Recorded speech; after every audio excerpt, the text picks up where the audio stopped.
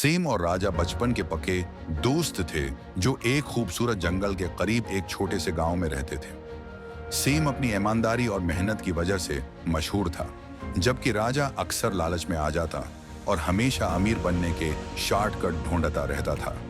एक दोपहर जब वो जंगल में काफी दौर निकल गए, उन्हें एक पुराना और अजीम शान दरख्त नजर आया जो जादुई रोशनी से चमक रहा था। इस दरख्त की सबसे निचली टहनी पर एक खूबसूरत सीब लटक रहा था जो खालिस सोने का बना था।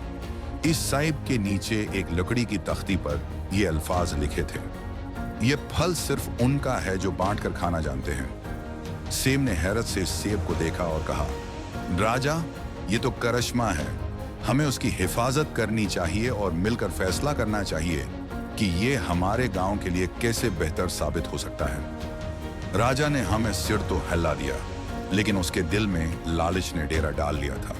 वो सोचने लगा कि अगर वो ये सेब सीम के साथ न बांटे तो वो कितना ज्यादा अमीर हो सकता है। उसी रात जब वो जंगल में खुले आसमान तले सो रहे थे, सीम गहरी नींद सो गया।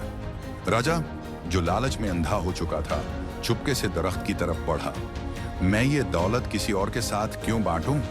उसने अपने आप से सरगोशी की। इस सेब की बदौलत में पूरे इलाके का सबसे अमीर आदमी बन जाऊंगा। लेकिन जैसे ही राजा की लालच भरी अंगुलियों ने इस सोने के फल को छुआ, जादू खत्म हो गया।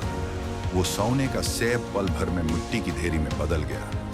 राजा की चीख निकल गई। सीम फौरन जाग गया और भागकर अपने दोस्त के पास पहुंचा, जहां राजा अपनी मिट्टी से भरी खाली हथेलियों को देख रहा था। सीम ने एक ठंडी, आह भरी और नरम लहजे में कहा, राजा, असल जादू हमारी दोस्ती और इस वादे में था जो हमने किया था।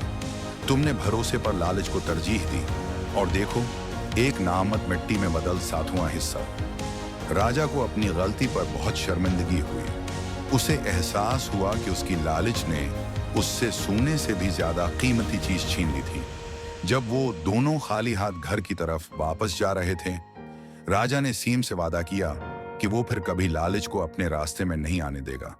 उस दिन उसने सीखा कि असली दौलत सोने में नहीं, बल्कि साफ दिल और सच्चे दोस्त में होती है। सबक: लालच हमेशा नुकसान की तरफ ले जाता है, जबकि मिल बांट कर चलने में ही बरकत है।